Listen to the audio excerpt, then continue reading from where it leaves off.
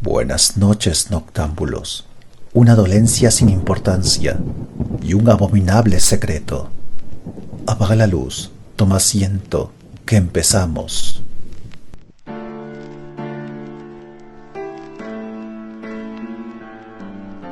Cuando el tiempo solo sea rapidez, instantaneidad y simultaneidad, mientras que lo temporal entendido como acontecer histórico haya desaparecido de la existencia de todos los pueblos, entonces, justamente entonces, volverán a atravesar todo este aquelarre como fantasmas las preguntas: ¿para qué?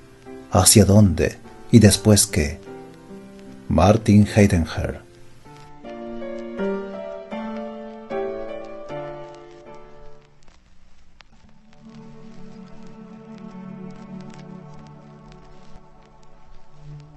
Vinum Sabbati, de Arthur Machen.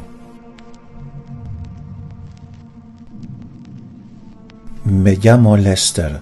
Mi padre, el general de división Win Lester, distinguido oficial de artillería, sucumbió hace 5 años a una complicada enfermedad al hígado, contraída en el clima mortal de la India.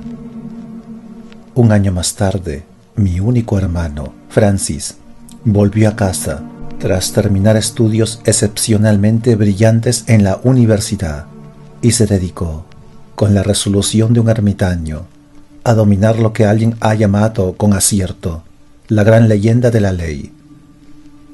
Era un hombre que parecía vivir en completa indiferencia a todo lo que se llama placer, y aunque mejor plantado que la mayoría de los jóvenes, y capaz de hablar con el ingenio y la vivacidad de un simple vagabundo, se retiró de la sociedad y se recluyó en una gran habitación que hay en los altos de la casa, decidido a convertirse en un jurista. Al comienzo se fijó como tarea diaria 10 horas de intensa lectura. Desde que aparecía la primera luz en el horizonte hasta que caía la tarde estaba encerrado con sus libros. Almorzaba conmigo en media hora y con muchas prisas, como si escatimase esos momentos, y por las tardes salía a dar un breve paseo cuando empezaba a oscurecer. Estos estudios incesantes tienen que ser malos para la salud, me decía yo, y trataba de atraerlo para que dejase un poco sus arduas lecturas. Pero su fervor aumentó en vez de disminuir, y dedicó al trabajo más y no menos horas. Hablé con él seriamente, proponiéndole que se tomase de cuando en cuando un descanso, y por lo menos consintiese en pasarse una tarde de ocio con una novela entretenida. Pero me respondió echándose a reír, que para distraerse repasaba títulos feudales, y se burló de mi idea de salir al teatro o de irnos un mes al campo. Tuve que admitir que su aspecto era bueno, y que el mucho trabajo no parecía afectarlo, pero estaba seguro de que sus esfuerzos, tan poco naturales, acabarían por hacerle daño, y no me equivocaba. Primero fue una expresión de ansiedad en la mirada, luego parecía que languidecía, y por último me confesó que su salud ya no era perfecta. Lo aquejaba, dijo, una sensación de mareo, y solía tener pesadillas horribles que lo despertaban a mitad de la noche, despavorido y empapado en sudores fríos. Me estoy cuidando, añadió, de modo que no te preocupes. Ayer me pasé toda la tarde sin hacer nada, descansando en esa butaca tan cómoda que me diste, y escribiendo tonterías en un papel. No trabajaré demasiado. Puedes estar convencida de que en 1 o 2 semanas estaré bueno y sano. Sin embargo, por más que intentase tranquilizarme, yo veía que no mejoraba, sino que se ponía peor. Entraba al salón con cara de estar alicaído y frunciendo el ceño, aunque trataba de adoptar un aire alegre cuando yo le ponía los ojos encima.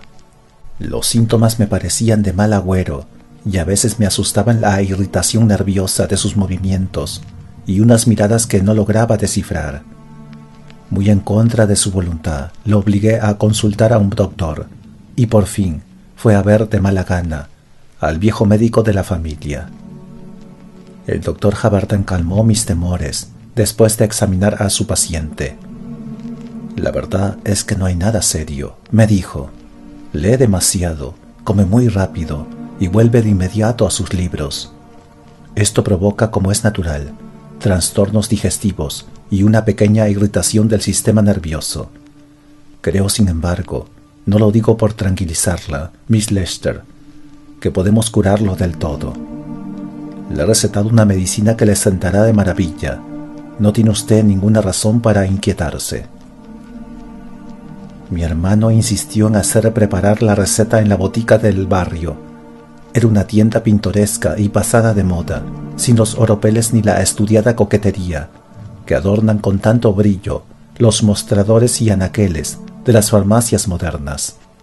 Pero Francis sentía simpatía por el viejo boticario y tenía confianza en la escrupulosa pureza de sus materiales. El remedio llegó a su tiempo y vi que mi hermano lo tomaba regularmente después de las comidas. Era un polvo blanco, de aspecto inocente. Había que disolver un poco en un vaso de agua fría y desaparecía por completo al revolver el agua, que quedaba clara y sin color alguno. Al comienzo, Francis mejoró mucho, se le borró el cansancio de la cara y recobró el buen humor que había perdido desde que dejara la universidad. Hablaba alegremente de reformarse y me confesó que había perdido el tiempo. Le he dedicado demasiadas horas al derecho, me dijo riéndose. Creo que me has salvado justo a tiempo. Todavía llegaré a presidente de la Cámara de los Lores, pero no debo olvidarme de la vida. Dentro de poco, tú y yo nos tomaremos unas vacaciones. Iremos a París, a divertirnos, y ni siquiera pasaremos cerca de la Biblioteca Nacional. Le contesté que me encantaba la idea. ¿Cuándo vamos?, pregunté. Puedo salir mañana, si quieres. Eso es quizá demasiado pronto. Después de todo, aún no conozco Londres, y supongo que hay que probar primero los placeres de la propia tierra. Pero saldremos dentro de 1 o 2 semanas, de modo que puedes ir puliendo tu francés. Yo solo conozco el francés jurídico, y me temo que no baste. Estábamos acabando de cenar, y bebió el remedio con un gesto festivo, saboreándolo como si fuese un vino escogido. ¿Tiene algún gusto especial?, quise saber. No sabría que no es agua lo que bebo, contestó, y levantándose de la silla, se puso a caminar de un lado a otro por el comedor, como si no hubiera decidido lo que iba a hacer. ¿Quieres que tomemos café en el salón?, le pregunté, ¿o prefieres fumar? No, creo que saldré a dar una vuelta. Parece que tendremos una noche agradable. Mira el cielo del atardecer. Es como una gran ciudad que se incendia mientras abajo, entre las casas oscuras, cae reciamente una espesa lluvia de sangre. Sí, voy a salir. Es posible que vuelva pronto, pero, en todo caso, tengo mi llave. Buenas noches, querida mía, por si no te veo otra vez. La puerta se cerró detrás suyo y lo vi alejarse por la calle, caminando a buen paso y agitando el bastón. Me sentí agradecida al doctor Haberden por una mejoría tan notable. Creo que esa noche mi hermano volvió muy tarde de la calle, pero a la mañana siguiente se levantó de excelente humor. Anoche salí a dar una vuelta sin pensar a dónde iba, me dijo. Caminaba disfrutando del fresco, contento de mezclarme a la multitud al llegar a los barrios más frecuentados. En medio de la gente me encontré con Orford, un viejo compañero de la universidad, y luego, bueno, pues nos divertimos. He sentido lo que es ser joven y ser hombre. Tengo sangre en las venas, como los demás. Esta noche me he citado con Orford. Nos reuniremos unos cuantos amigos en el restaurante. Sí, me voy a divertir 1 o 2 semanas. Pienso echar mi cana al aire y luego nos iremos juntos de viaje. El carácter de mi hermano se transformó de tal manera que, en unos pocos días quedó convertido en un hombre amante del placer, un bohemio alegre y despreocupado de los barrios del oeste, cazador de restaurantes de lujo, crítico enterado de los bailes más fantásticos. Engordaba a ojos vista y no volvió a hablar de París, pues era claro que había hallado su paraíso en Londres. Todo me parecía muy bien, aunque, a decir verdad, empecé a preocuparme, porque en su alegría creía distinguir algo que, por alguna razón, me disgustaba, si bien no hubiese sido capaz de precisar mi sentimiento. Pero luego, poco a poco, se produjo un cambio. Mi hermano seguía regresando a la madrugada, pero no volvía a oír hablar de sus placeres. Y una mañana, mientras tomábamos el desayuno, lo miré de pronto a los ojos y vi ante mí a un extraño. «Oh, Francis», exclamé, «Francis, Francis, ¿qué has hecho?». Y no pude seguir porque me ahogaban mis propios sollozos. Salí llorando del comedor, y aunque no sabía nada, todo lo sabía. En ese momento, por una curiosa asociación de ideas, me acordé de la tarde en que mi hermano salió por primera vez a probar su hombría, y resplandeció ante mí la imagen de la puesta del sol, las nubes ardiendo como una ciudad en llamas, y la lluvia de sangre. Sin embargo, luché contra estas ideas, y me dije que no sería mucho el daño. Esa noche, terminada la cena, decidí insistir para que Francis fijase la fecha de nuestras vacaciones en París. Habíamos estado conversando tranquilamente, y mi hermano acababa de tomar la medicina, como todos los días. Estaba a punto de hablarle cuando las palabras que formaba mentalmente desaparecieron, y durante un segundo sentí un peso helado e intolerable que me oprimía el corazón, y me sofocaba con el terror indecible de quien, estando vivo, siente cerrarse sobre él la tapa del ataúd. Habíamos cenado sin encender las velas. El comedor pasó de la luz dudosa del atardecer a la penumbra y las paredes y rincones se perdían en la sombra. Desde mi asiento divisaba la calle y pensaba en lo que le diría a Francis cuando el cielo comenzó a brillar y a enrojecerse, como en otra tarde memorable. Y en el espacio entre dos bloques oscuros de casas surgió un tremendo escenario de llamas, torbellinos incandescentes de nubes retorcidas, profundidades ardiendo, masas grises exhaladas por una ciudad humeante, mientras aparecía una gloria perversa y deslumbrante, atravesada en lo alto por lenguas de un fuego aún más ardiente y hundiéndose por debajo de un profundo lago de sangre. Bajé la vista para mirar a mi hermano, que estaba sentado frente a mí, y cuando iba a hablarle vi la mano que tenía puesta sobre la mesa. Entre el pulgar y el índice de la mano cerrada había una marca, una pequeña mancha del tamaño de una moneda de 6 peniques y del color que deja un mal golpe. No podía decir por qué, advertida seguramente por un instinto que no alcanzo a definir, supe en el acto que no estaba viendo un simple cardenal. Ah, si la carne humana ardiera como la llama, y la llama fuese negra como el alquitrán, quedaría la marca que vi entonces con estos ojos. Sin pensamientos, sin palabras, creció en mí un oscuro horror ante lo que veía, que una célula reconoció en mi interior como un estigma. Durante un instante el cielo iluminado se volvió negro como el de medianoche, y cuando la luz volvió a mí me encontré sola en el comedor silencioso. Poco después oí a mi hermano que salía de la casa. Aunque era tarde me puse el sombrero y fui a ver al doctor Haberden.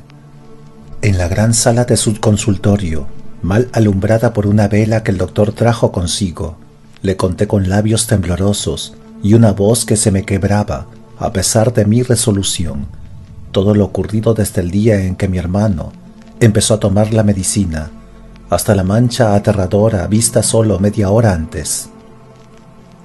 Cuando terminé, el doctor quedó mirándome un minuto con expresión de piedad. «Mi querida Miss Lester», dijo, «veo muy bien que está usted inquieta por su hermano. Estoy seguro de que se preocupa usted por él. Dígame la verdad, ¿no es así acaso?» «Sí que estoy inquieta», le contesté. «Hace 1 o 2 semanas que no me siento tranquila». «Precisamente. Sabe usted, por supuesto, qué cosa tan rara es el cerebro. Comprendo lo que quiere usted decir, pero no me he engañado. He visto lo que le conté con mis propios ojos». «Claro que sí, pero antes había fijado los ojos en la extraordinaria puesta del sol que tuvimos esta tarde». Esa es la única explicación. Mañana verá las cosas de otra manera. No lo dude usted. Recuerde, sin embargo, que siempre estaré dispuesto a ayudarla en lo que pueda. No dude en venir a verme o en mandarme llamar si algo le preocupa. Me fui sin haber recobrado la serenidad, sintiéndome perpleja, dolorida y aterrada, sin saber a dónde volverme. A la mañana siguiente, en cuanto vi a mi hermano, el corazón me dio un vuelco al advertir que llevaba envuelta en un pañuelo la mano derecha, la mano en que yo había visto claramente una mancha como de fuego negro. «¿Qué tienes en la mano, Francis?», le pregunté, sin que me temblara la voz. «Nada grave. Anoche me corté el dedo y sangró un poco. Me he vendado como he podido. Te pondré una venda mejor, si quieres». «No, muchas gracias. Así está muy bien. ¿Y si tomamos desayuno? Estoy muerto de hambre». Nos sentamos a la mesa y no dejé de observarlo. Casi no comió ni bebió nada, y le arrojó al perro la carne que le sirvieron, cuando creyó que yo no me daba cuenta. Entonces vi en sus ojos una mirada que no le había visto nunca, y me pasó por la cabeza la idea de que era una mirada apenas humana. Estaba convencida que, por increíble y espantoso que fuese lo que había visto la noche anterior, no era ninguna ilusión, ningún engaño de mis sentidos extraviados, y esa misma mañana regresé a casa del médico. El doctor Haberden sacudió la cabeza con aire desconcertado e incrédulo, y pareció reflexionar unos minutos. «Y dice usted que sigue tomando el remedio. ¿Pero por qué? Entiendo que todos los síntomas de que se aquejaba han desaparecido. ¿Para qué tomarlo si se siente bien? Y a propósito, ¿dónde hizo preparar la receta?» «En la farmacia de Sais.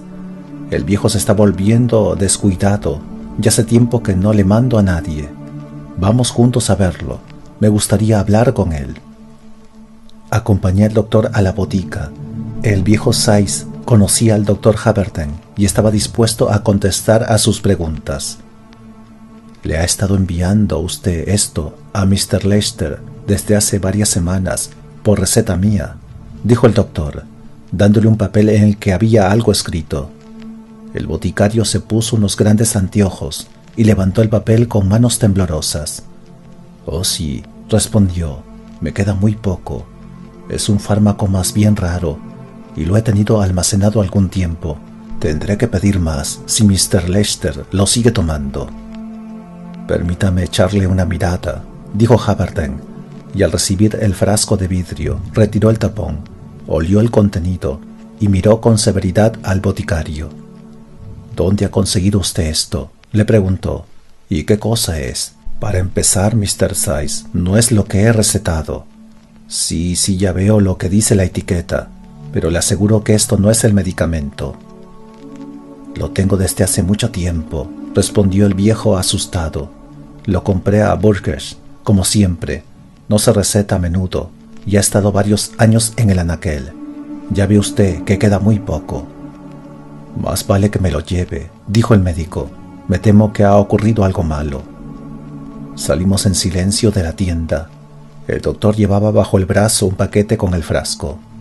«Doctor Haberden», le dije, una vez que dimos unos pasos. «Doctor Haberden». «Sí», me respondió con aire preocupado. «Quisiera que me dijese lo que ha estado tomando mi hermano 2 veces al día desde hace un mes». «Francamente, Miss Lester, no lo sé. Hablaremos de eso cuando lleguemos a mi casa». No dijimos una palabra más hasta entrar al consultorio. El doctor me invitó a sentarme y se puso a caminar de arriba abajo por la sala, poseído. Lo notaba en su expresión sombría por las más graves inquietudes. «Bueno», dijo al fin, «todo esto es muy insólito y es natural que se sienta usted alarmada. Debo confesarle que yo mismo no las tengo todas conmigo. Dejemos de lado, si me lo permite, lo que me contó usted anoche y esta mañana. El hecho es que durante las últimas semanas, Mr. Lester se ha estado impregnando el organismo con un fármaco que me es completamente desconocido. Le aseguro que no es lo que yo receté. Lo que de verdad contiene el frasco está por verse. Deshizo el paquete, derramó con cuidado unos cuantos granos en un pedazo de papel y los miró de cerca. Sí, parece sulfato de quinina, como usted dice. Es una sustancia escamosa, pero siente el olor. Me tendió el frasco y me incliné sobre él. Era un olor extraño y nauseabundo, vaporoso e irresistible, como de un fuerte anestésico. Haré que lo analicen, dijo Haverden. Un amigo mío ha dedicado toda su vida a la ciencia química. Entonces sabremos qué pensar. No me diga nada más sobre lo otro. No puedo escucharla. Siga mi consejo y ya no piense en el asunto. Esa noche mi hermano no salió a la casa después de cenar, como solía hacer. Ya me he divertido bastante, dijo con una risa hueca, y tengo que volver a mis viejas costumbres. Un poco de derecho será un descanso después de unas dosis tan extrema de placeres. Y sonriendo para sí, se fue a su cuarto. Seguía con la mano vendada. El doctor Haverden vino unos días más tarde. No tengo ninguna noticia que darle, me anunció. Chambers ha salido de Londres, de modo que no sé más que usted de la sustancia, pero me gustaría ver a Mr. Lester si se encuentra en casa. Está en su habitación, le respondí. Le diré que ha venido usted a verlo. No, subiré yo. Así podremos conversar tranquilamente. Supongo que no hemos agitado mucho por algo que no vale la pena, puesto que, al fin de cuentas, sea lo que fuere el polvo blanco, parece que le ha hecho bien. El doctor subió a los altos y desde el salón de la planta baja lo escuché llamar, y luego oí el ruido de la puerta que se abría y se cerraba.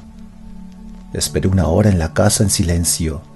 La quietud en torno mío se hizo más y más intensa a medida que el minutero giraba en la esfera del reloj. Por fin una puerta se cerró bruscamente y sentí al médico que bajaba la escalera. Los pasos cruzaron el vestíbulo y se detuvieron ante la entrada de la casa. Me faltaba el aliento y traté de respirar profundamente. Me vi muy pálida en un pequeño espejo y en ese momento el doctor apareció en la puerta del salón. Fue hasta una silla y se sujetó poniendo una mano en el respaldo. Brillaba en sus ojos un horror indecible. El labio inferior le temblaba con violencia y antes de hablar tragó saliva y tartamudeó unos sonidos inarticulados. «He visto a ese hombre», comenzó diciendo en un susurro ahogado. «He estado frente a él una hora. Dios mío, y estoy vivo y no he perdido la razón.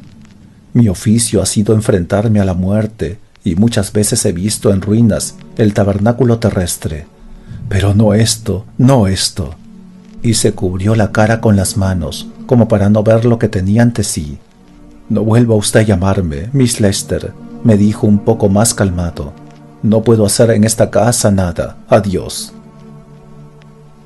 Lo vi bajar tambaleándose los escalones de la entrada y alejarse en dirección a su casa. Me pareció que desde esa mañana había envejecido 10 años.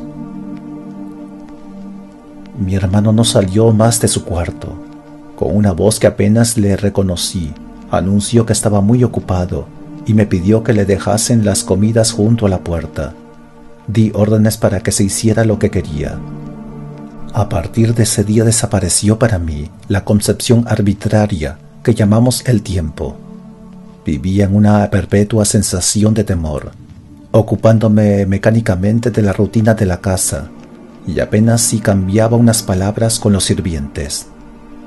De vez en cuando salía a recorrer las calles durante 1 o 2 horas, pero estuviese dentro o fuera de la casa, mi espíritu se quedaba ante la puerta cerrada de la habitación de los altos y aguardaba temblando que se abriese. He dicho que casi no me daba cuenta del curso del tiempo, pero supongo que había pasado unos 15 días de la vista del doctor Haverden, cuando una tarde regresé de mi paseo un poco más tranquila y descansada que de costumbre. El aire suave y agradable, las hojas verdes que flotaban como una nube sobre la plaza, el olor de las flores, todo halagaba mis sentidos y me sentía casi contenta mientras avanzaba rápidamente. Me detuve al borde de la acera para dejar pasar un coche y sin pensar lo que hacía, levanté la vista a las ventanas de la casa. En el acto me ensordeció un furioso remolino de aguas heladas y profundas. El corazón me dio un salto en el pecho y se desplomó hundiéndose en el fondo de un pozo. Un terror sin nombre y sin forma me dejó atónita. Extendí a ciegas una mano a través de la oscuridad, desde el valle de sombras en que me hallaba, y logré sostenerme y no caer por tierra, aunque el suelo se agitaba en bruscas ondulaciones, y todo lo que era firme huía bajo mis pies. Durante un instante había visto la ventana de mi hermano. Descorrían las cortinas y algo viviente se asomaba a la calle. No puedo decir que fue un rostro lo que vi, ni nada que tuviese apariencia humana. Vi algo vivo. Me miraron a los ojos dos llamas que ardían en medio de algo tan informe como mi miedo. Vi el símbolo y la presencia de toda malignidad, de la más aborrecible pobredumbre.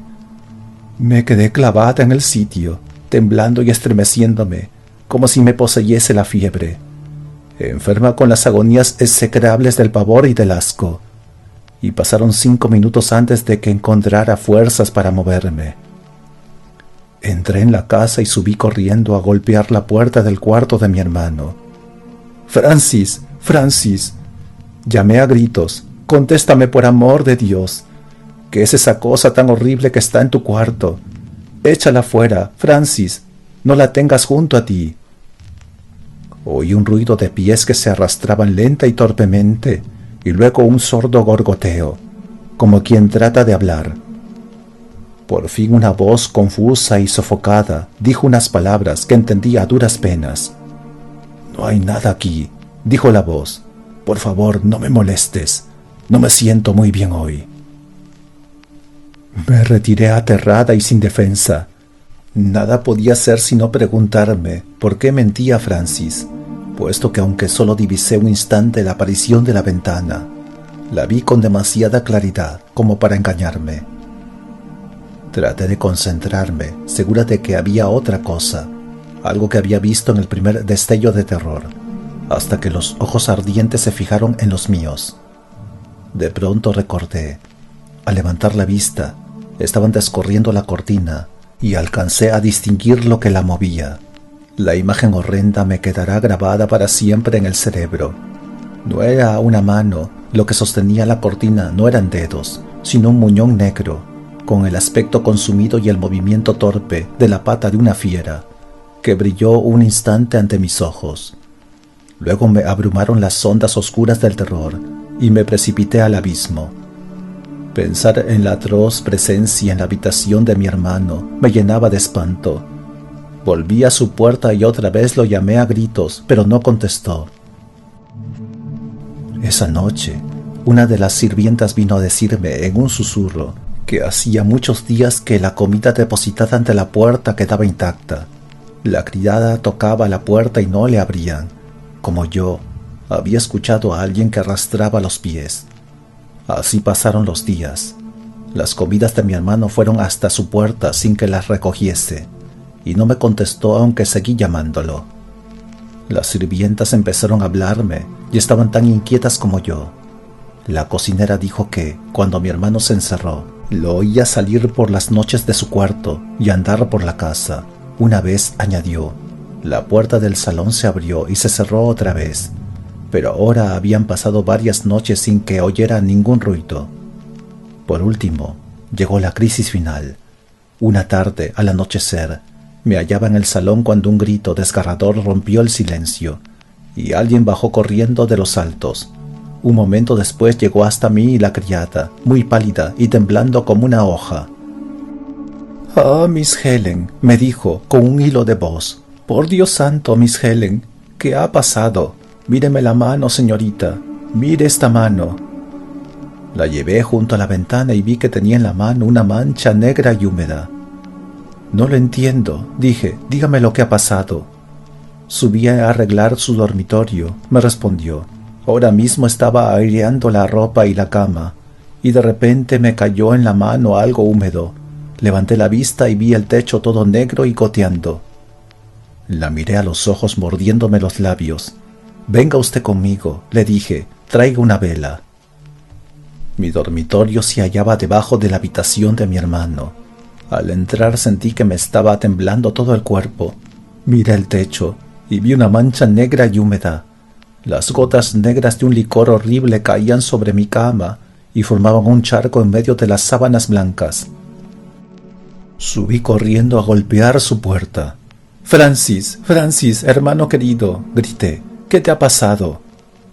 Oí un ruido ahogado, un gorgoteo como de agua que hierve y nada más. Llamé más fuerte, pero no tuve respuesta. A pesar de lo que me había dicho el doctor Haberden, recurrí a él. Las lágrimas me corrían por la cara mientras le contaba lo ocurrido, y me escuchó con expresión grave y apesadumbrada. «Lo hago por su padre», dijo al fin. «Iré con usted, aunque no puedo hacer nada». Salimos juntos. Las calles estaban oscuras y desiertas, y se sentía un calor pesado después de varias semanas sin lluvia. A la luz de los faroles veía al doctor blanco como el papel. Cuando llegamos a casa le temblaban las manos. Subimos sin dudar un momento. Yo sostenía en alto una lámpara y él llamó levantando la voz en tono decidido. «Mr. Lester, ¿me oye usted? Insisto en verlo. Contésteme en el acto». Pero no respondió, y oímos detrás de la puerta el ruido ahogado que ya he dicho. «Mr. Lester, lo estoy esperando. Abra la puerta ahora mismo o la abriré yo a la fuerza». Y llamó una tercera vez, con voz resonante que retumbaba en las paredes. «Mr. Lester, por última vez le ordeno que abra usted la puerta». «Estamos perdiendo el tiempo», me dijo, tras aguantar un momento en un silencio opresivo. «Tenga la bondad de buscarme una vara de metal o algo por el estilo». Corrí al desván del fondo de la casa, donde guardamos toda clase de cosas, y encontré una herramienta pesada, una especie de azuela que podía servir. «Muy bien, creo que esto bastará», me dijo, y se inclinó para gritar junto al hueco de la cerradura. «Le advierto, Mr. Lester, que voy a entrar por la fuerza en su habitación». Golpeó la puerta con la azuela. La madera se partió con un crujido y la entrada quedó libre. Entonces llegó a nosotros del fondo de la oscuridad un grito aterrador. No una voz humana, sino el rugido inarticulado de un monstruo, que nos obligó a dar un paso atrás. «Levante la lámpara», dijo el médico, y entramos al cuarto. «Aquí está», dijo el doctor Haberden cesante. «Mire en ese rincón». Miré y el horror me apretó el corazón con un hierro candente. Sobre el piso borboteaba, en su corrupción abominable, una masa oscura y putrefacta, ni líquida ni sólida, que cambiaba y se derretía ante nuestros propios ojos, despidiendo gruesas burbujas untuosas como pez hirviendo. En medio de la carroña brillaban 2 puntos de fuego, que eran 2 ojos.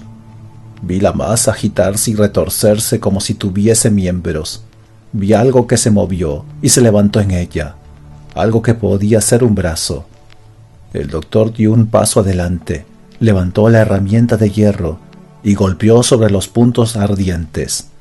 Hincó el arma y golpeó una y otra vez, con la furia que le da el asco. Por fin la cosa quedó en silencio.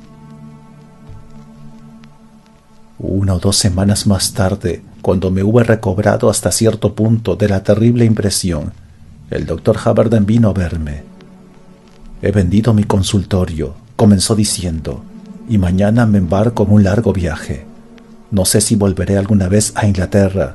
Probablemente compre tierras en California y pase en ellas lo que me queda de vida. Le he traído este sobre, que puede usted abrir cuando se sienta con fuerzas para hacerlo.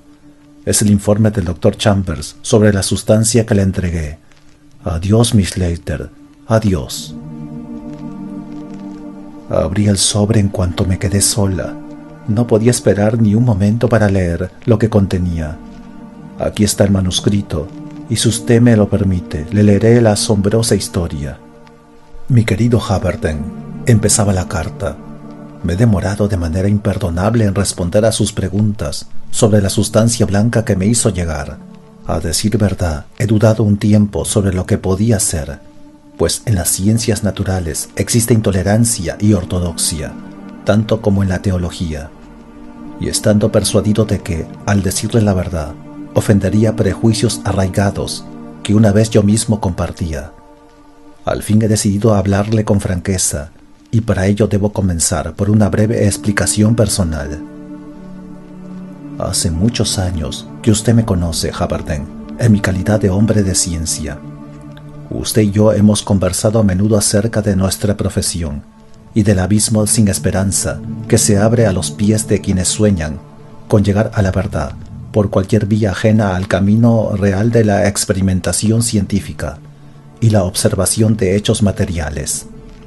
Recuerdo el desprecio con que me habló usted de los hombres de ciencia que, tras ocuparse un poco de lo invisible, han sugerido tímidamente que tal vez, a fin de cuentas, los sentidos no sean las fronteras perpetuas e infranqueables de todo conocimiento, los muros eternos que el ser humano no ha superado nunca.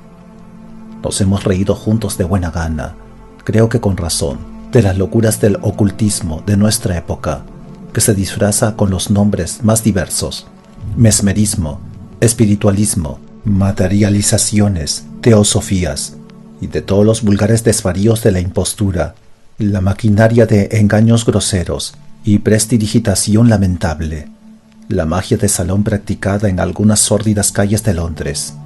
Y sin embargo, dicho todo esto, debo confesarle que no soy un materialista, entendiendo la palabra, por supuesto, en su sentido usual. Hace muchos años que me he convencido, y no olvide usted que yo era un escéptico, de que la antigua e inflexible teoría es de todo falsa. Quizá esta confesión no lo ofenda tan gravemente como hubiese sido el caso hace 20 años, pues supongo que usted estará al corriente de las hipótesis propuestas hace un tiempo por hombres de ciencia intachables, hipótesis que no hay más remedio que calificar de trascendentales.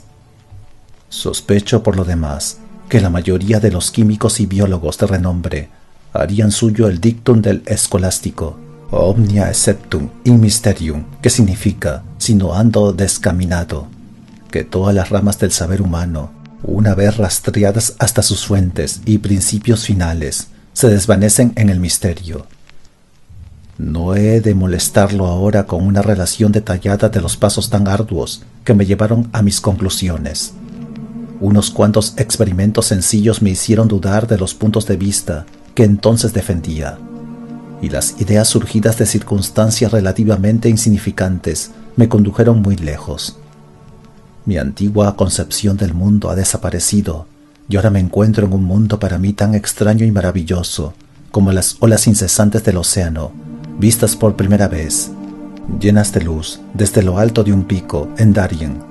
Ahora sé que las murallas impenetrables de los sentidos, que se elevan hasta el cielo y hundían sus cimientos bajo las más hondas profundidades, aislándonos para siempre, no son las barreras perpetuas e impasables que imaginábamos, sino velos transparentes y finísimos, que se apartan ante el hombre que busca y se disuelven de pronto como la bruma mañanera en los márgenes del arroyo.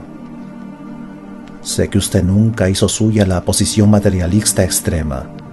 No es usted de los que tratan de probar una negatividad universal, pues su sentido de la lógica lo ha retenido ante este último absurdo. Pero estoy seguro de que todo lo que vengo diciendo le parecerá increíble y contrario a sus hábitos mentales. No obstante, Haberden, lo que digo es la verdad, y aún más, para usar el lenguaje que nos es común, la única verdad científica comprobada por la experiencia. El universo es más espléndido y terrible de lo que soñábamos. El universo entero, amigo mío, es un sacramento tremendo, una fuerza y una energía mística e inefable, velada por la forma exterior de la materia.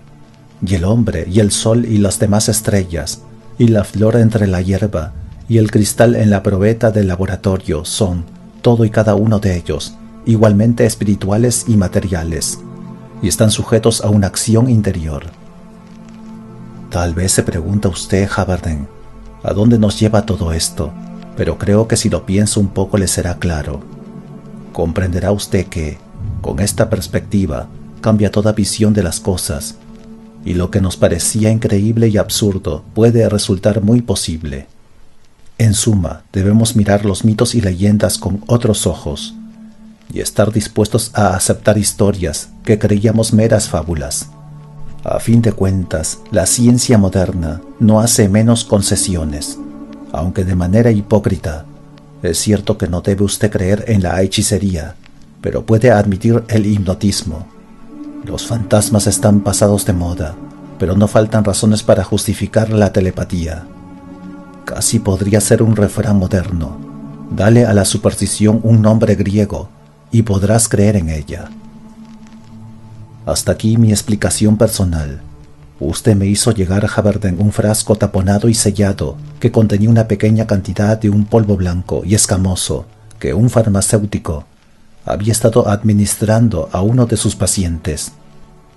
No me sorprende saber que no consiguiera usted ningún resultado en sus análisis del polvo. Se trata de una sustancia que unas cuantas personas conocían hace muchos siglos, pero nunca creí que llegase a mi laboratorio, proveniente de una farmacia moderna.